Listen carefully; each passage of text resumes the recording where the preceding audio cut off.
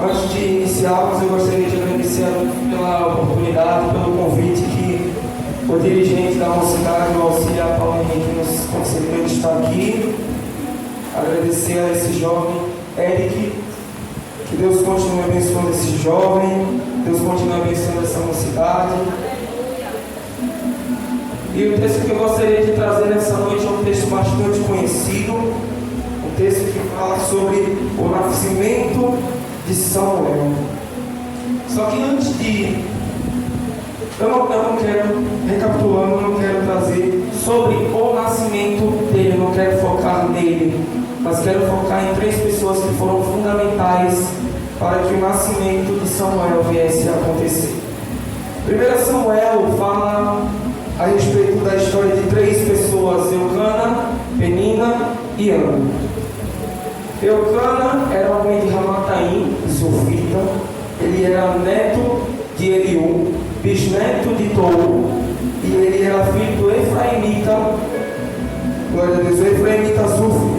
E esse homem Eucana, e a todos os anos ele se deslocava de sua cidade, que era Ramataim, e ele ia em direção a Siló para entregar sacrifícios ao Senhor e adorar o Senhor dos Exércitos. E a cada ano que se passava, a Bíblia vai dizer que ele entrega tanto sacrifício para Penina quanto para Ana. E a Bíblia vai dizer que era diferente o tipo de sacrifício que era dado tanto para Penina quanto para Ana. No versículo 4 e versículo 5 vai dizer como que era repartido esses sacrifícios. O sacrifício para Ana, para Penina, era dado porções, mas para Ana eram porções excelentes. Por quê? Porque ele a amava. Naquele tempo existia poligamia, por isso que ele possuía 2 mulheres. Passando adiante, mesmo ele sabendo que o Senhor tinha cerrado a sua madre, porque Ana era estéril, ele o amava tanto que dava o melhor sacrifício para a sua primeira esposa. Sendo assim, Penina fazia de tudo para irritá-la. Se nós pararmos para analisar no nosso cotidiano, nós podemos ter os nossos defeitos, nós podemos ter as nossas falhas, mas sempre vai ter uma pessoa para tocar naquela ferida. Sempre vai ter aquela pessoa para nos chatear, porque ela tem algo que a gente não tem.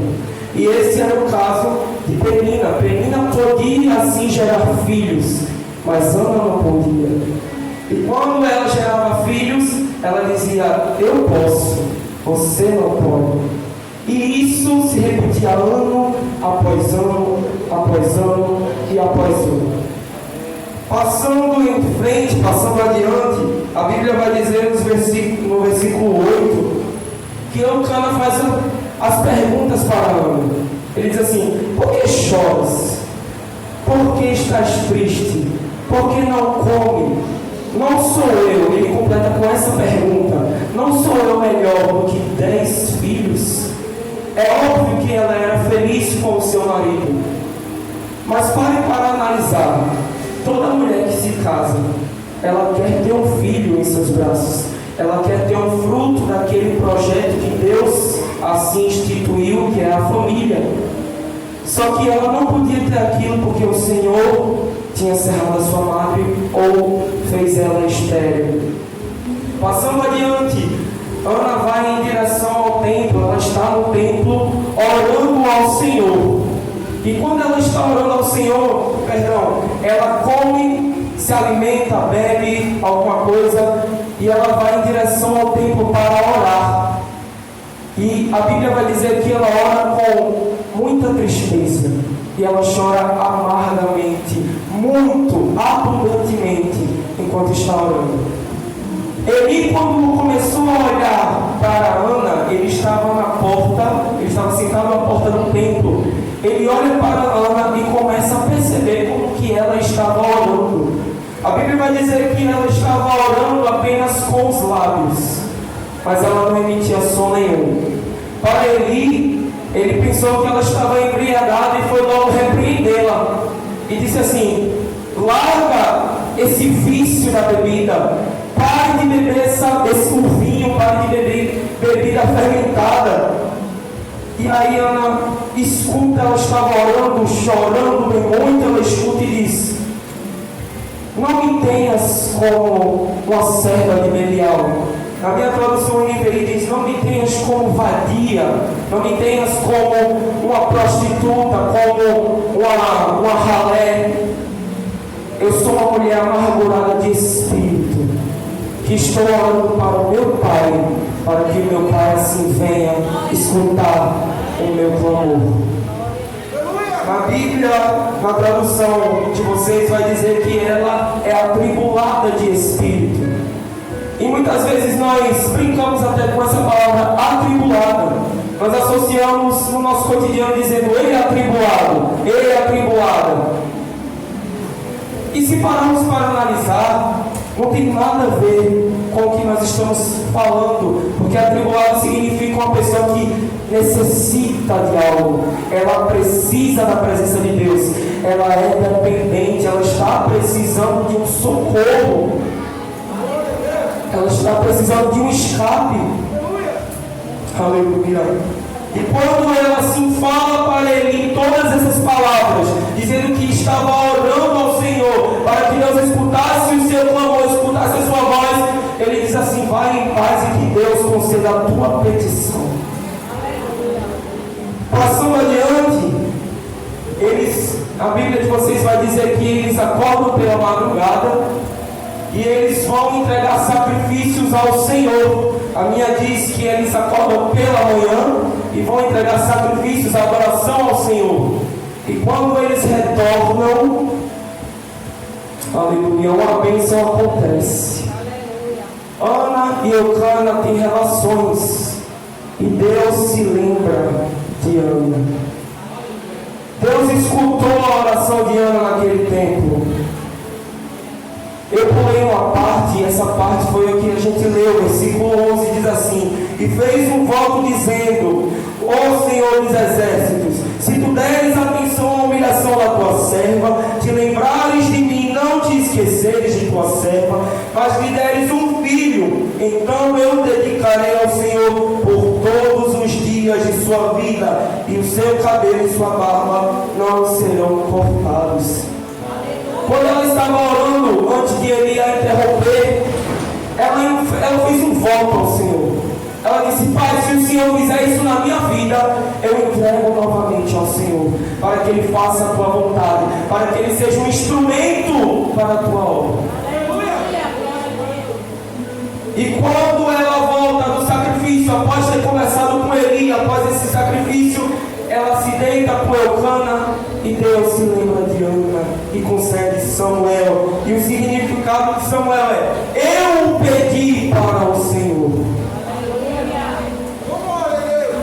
Passando para os versículos 21 ao 28, trata sobre a consagração de Samuel. A Bíblia vai dizer que Ana, antes de consagrá-lo, antes de levá-lo ao templo, conversou com Eucana dizendo: Eucana, eu vou levá-lo, mas só depois que desmamar. E Eucana diz assim: faça aquilo que o seu coração sente que tem que fazer. Terminou de desmamar, levou para o templo, entregou ao Senhor, entregou ele para que ele assim viesse mostrar como que eram os trabalhos na casa do Senhor. E a Bíblia diz que ele é o homem, o único homem que possuía os 3 cargos mais importantes: juiz, sacerdote e profeta. Eu trouxe um resumo dessa palavra para assim trazer para a nossa realidade agora. E o que eu queria dizer, baseado nesse texto, o tema que eu escolhi, eu estava conversando com o nosso dirigente Paulo Henrique. Ele disse: já sabe o tema? E o tema seria o poder da oração. Mas quando eu estava meditando de madrugada, inclusive meu pai disse: ei filho, vai-te embora dormir que já está tarde. Aí eu disse: tá bom pai, vou dormir. Mas eu continuei lá, pesquisando direitinho, e eu fechei os olhos e disse: pai, o que é que o Senhor quer? Qual o tema que o Senhor quer? E Deus ministrou no meu coração tal tema: não desista dos seus sonhos. Glória a Deus. Ana tinha N motivos, milhares de motivos para desistir daquele objetivo que ela queria alcançar. O primeiro motivo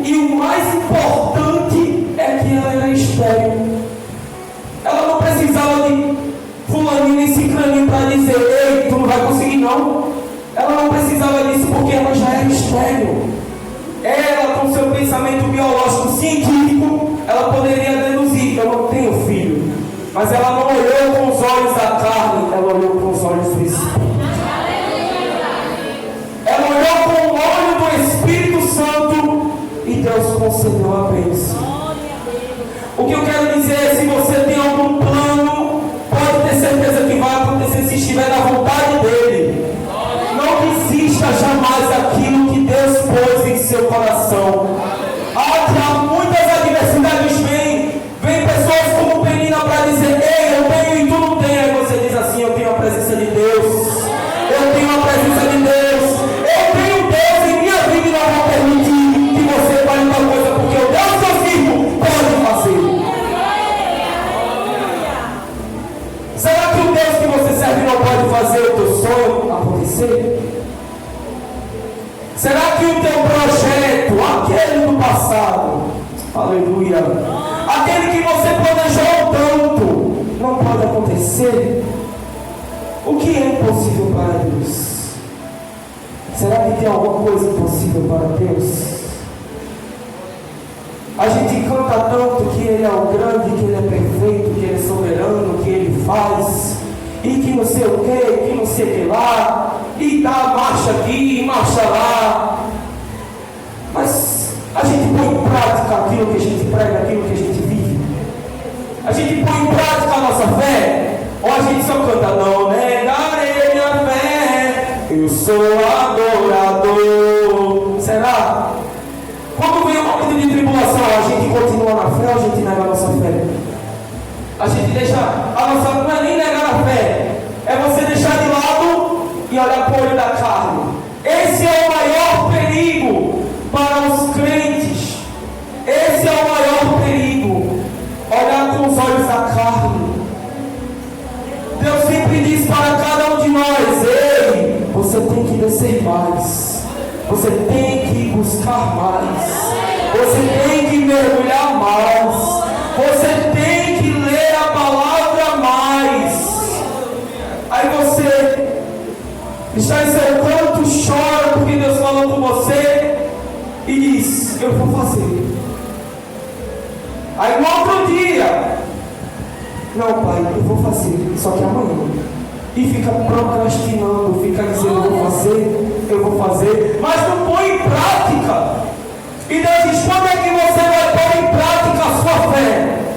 Quando você vai pôr em prática aquilo que eu já disse para você fazer? Você tem que abrir os seus olhos para o Senhor. Não é fácil, mas não é impossível. Não é impossível ter uma intimidade para com Deus. Sabe por quê? Porque temos exemplos bíblicos. A Bíblia vai dizer em Êxodo: Moisés, um homem bastante conhecido, eu admiro bastante, eu tento me inspirar muito nele. Ele pedia para ver o rosto de Deus. Olha que tão ousadia. Ele pedia para ver o rosto de Deus. E Deus, querendo mostrar, ele disse: não vai ver não, porque se você ver, você vai morrer. Mas vamos fazer o seguinte: fica ali perto do monte e eu vou passar e você vai ver as minhas costas.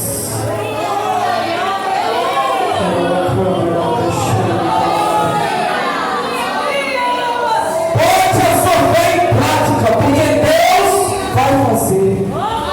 Deus vai fazer algo diferente na sua vida. Tiago, quando é que vai acontecer? Eu não sei. Há um tempo determinado para todas as coisas debaixo do céu e na terra. Há um tempo determinado para tudo. Eu não sei se vai ser amanhã, eu não sei se vai ser depois de amanhã, 2 semanas, um mês, não sei, mas o Senhor sabe o tempo. E você não pode ficar ansioso e dizendo: quando é que vai ser? Quando é que vai ser? Deus diz assim: ei, pare de ser ansioso, continue fazendo a minha obra e deixa eu tomar conta do resto. Ana poderia muito bem ter estado ansiosa, e eu acredito que ela ficou, porque ela ficou nessa durante anos. Foram anos se repetindo, foram anos o tempo todo estando no templo, orando ao Senhor, pedindo um filho.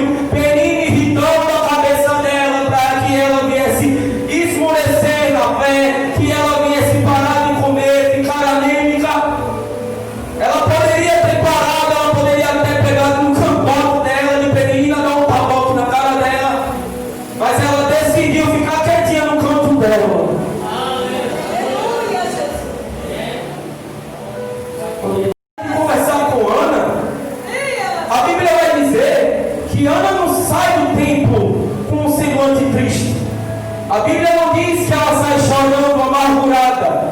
A Bíblia diz que ela sai com um semblante melhor. Que ela sai com um semblante sem tristeza.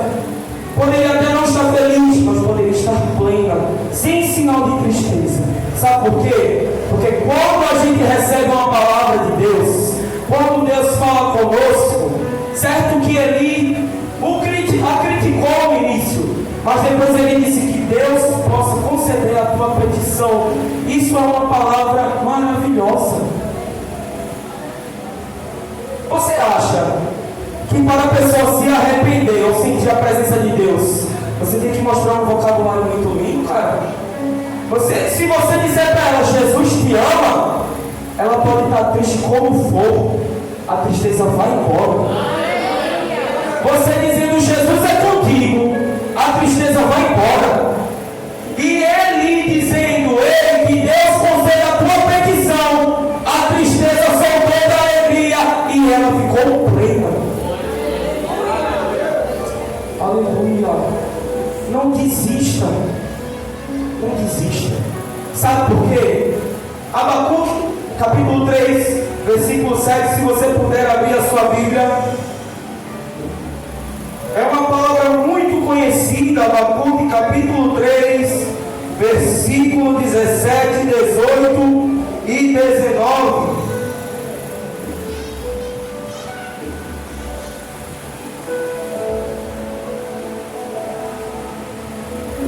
Glória a Deus. Diz assim: porque ainda que a figueira não floresça, nem haja fruto na vide, ainda que decepcione o produto da oliveira e os campos não produzam mantimento, ainda que as ovelhas da malhada sejam arrebatadas e nos currais não haja gado, todavia, aleluia, todavia eu me alegrarei no Senhor, exultarei no Deus da minha salvação. O Senhor Deus é a minha força e fará os meus pés como os das cervas e me fará andar sobre minhas alturas. Sabe o que eu quero dizer com essa palavra? Pode estar tudo sendo destruído ao teu redor, mas continue se alegrando no Senhor. Pode estar tudo um rebuliço na sua vida, ao seu redor pode estar uma tempestade enorme, mas continue se alegrando no Senhor. Porque em Salmo 91 diz: aquele que habita no esconderijo do Altíssimo, a sombra do Onipotente descansará. Direi ao Senhor, Ele é o meu Deus, o meu refúgio e fortaleza, socorro bem presente na angústia. Verso 7: 1000 cairão ao meu lado, 10.000 à minha direita, eu não serei atingido. Verso 11 diz assim: porque aos seus anjos Ele dará ordem ao meu favor. Pode estar tudo quebrado, mas o Senhor dá ordem aos anjos nessa noite para te abençoar, para te dar a proteção necessária. Você não está sozinho nesse propósito. Você não está sozinho nesse seu projeto. Diabo, estou sozinho, você está mesmo? Ou é você que se distancia por estar com medo? Nós podemos usar um exemplo, Pedro, se não me falha a memória, em Lucas, capítulo 9, não sei direito, fala da passagem que Jesus anda por cima das águas.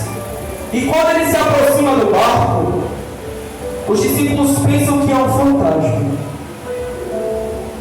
E aí eles começam a ter medo. E Jesus, olhando, diz: sou eu. Sou eu. Não estão me reconhecendo? Aí Pedro diz: mestre, se és tu, permita que eu ande por cima das águas. Aí Jesus vai e diz assim: vem-te embora, pode vir, se achegue. E ele desce do barco e começa a andar. Se você parar para pensar, quando ele estava andando por cima das águas, ele estava olhando para Cristo. Ele não desviou o olhar. Aleluia. Ele continua olhando para o alvo. Mas quando ele desviou e começou a olhar para as ondas que estavam muito fortes, a Bíblia diz que ele começou a afundar. Não olhe para as muralhas que estão ao teu redor. Não olhe para as tempestades que estão ao teu redor. Eu vou repetir. Não olhe para as suas dificuldades. Não olhe para as suas tribulações. Pare de enxergar apenas o problema. O problema de muitos cristãos é olhar apenas para o problema, focar no problema, fixar o olhar no problema. E Deus dizendo: pare de olhar para o problema e olhe para mim. Porque é fato, todos nós, quando aceitamos a Cristo, passaremos por grandes tribulações. A gente não aceita a Cristo e vai viver uma vida de mil maravilhas. Porque a própria palavra de Deus diz: no mundo tereis aflições, mas tende bom ânimo, porque eu venci o mundo.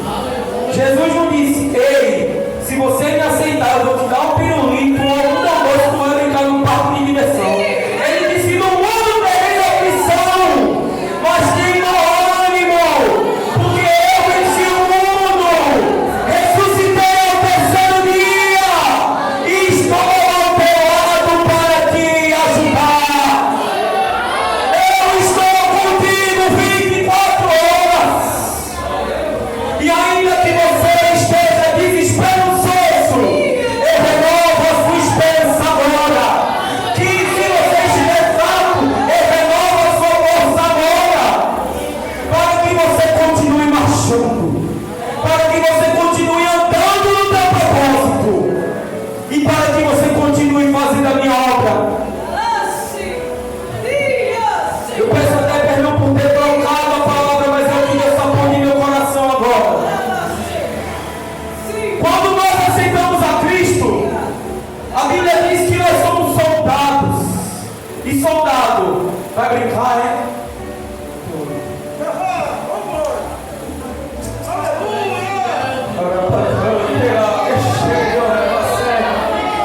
Soldado não vai brincar não, ele vai treinar para depois ir para a guerra.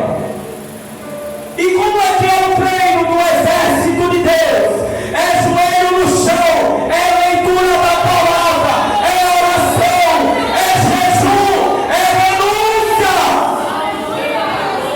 A palavra está pesada, tá, mas é o que Deus pôs aqui nessa noite. Tem que ter renúncia, igreja. Se não tiver renúncia, nada do que acontece na tua vida, nenhum dos teus projetos vai prosperar. Porque você não renuncia às suas vontades. Você pode ter os seus projetos, mas se Deus disser não é assim, meus projetos são melhores, e você quiser continuar no seu projeto, não vai prosperar. Não vai. Por isso renuncie a vida de um soldado de Deus. É renúncia, é preparo para depois ir para a batalha. Deus ainda é bonzinho. Deus tirou-nos do nosso pecado e ainda é bonzinho que nos dá a armadura de Deus. Vê só que maravilha. Efésios capítulo 6, ele dá capacete, ele dá couraça, ele dá espada, ele dá escudo, ele dá tudo. Ele dá tudo. Ele diz assim: filho, pode pegar. Mas a gente não pega. Em vez da gente escutar verdadeiramente lutas travadas espiritualmente, porque a gente não luta nem contra a carne nem contra o sangue, mas contra as potestades do diabo e as demais coisas espirituais. E Deus só diz: continue no caminho, filho. Parece até loucura. Parece até loucura. E é realmente loucura, e eu provo você na palavra. 1 Coríntios capítulo 1, versículo 18. Foi o tema, se eu não me engano, do Congresso 2019. Deixa eu até ler na versão normal, a versão Almeida, revista e corrigida. Assim, porque a palavra da cruz é loucura para os que perecem, mas para nós que somos salvos, é o poder de Deus. Por isso que eu digo que é loucura com propriedade, porque a própria palavra diz que é loucura. O homem não consegue entender, mas o homem que tem o olhar espiritual aberto diz que é normal, porque Deus é o nosso guia, Deus é o nosso protetor, Deus é o nosso refúgio. Então que nessa noite nós venhamos tão somente acreditar no Deus que nós servimos, trazendo novamente para a história de Ana. Ana confiou no Senhor, ainda que ela estivesse indagando, ainda que ela estivesse murmurando até, ela posso exatamente, após Samuel, para você ter noção, ela teve mais 7 filhos. Para você ver que quando Deus promete, Ele cumpre, e Ele ainda cumpre maior do que você pensa. Quando você propõe algo para Deus e Deus diz, tá bom, eu vou fazer porque eu acho muito bom para a sua vida, Ele faz acontecer e ainda prospera 2, 3, 4, 5 vezes mais. E recapitulando o que eu queria dizer, Ana poderia até indagar, pensar o contrário, desistir, mas ela permaneceu fiel. Ela continuou ali, orando, ainda que fosse durante anos. Foi que nem o povo de Israel, ficou 40 anos no deserto, mas continuou andando até chegar na terra prometida. Eles não sabiam, quer dizer, eles sabiam sim, perdão, eles sabiam sim o tempo que iriam passar, mas isso foi por desobediência, para você ver que obedecer a Deus é uma coisa muito séria. Se você desobedece a Deus, há castigo, porque Deus castiga aquele que Ele ama. Então que nessa noite nós venhamos obedecer a Deus, venhamos ter fé em Deus, venhamos vestir, revestir a armadura de Deus, nos fortalecer na graça que é em Cristo Jesus. E para encerrar, eu gostaria de deixar um versículo, 2 Timóteo capítulo 2, verso 1, que diz: Tu, pois, meu filho, fortifica-te na graça que é em Cristo Jesus, e que Deus abençoe em nome do nosso Jesus.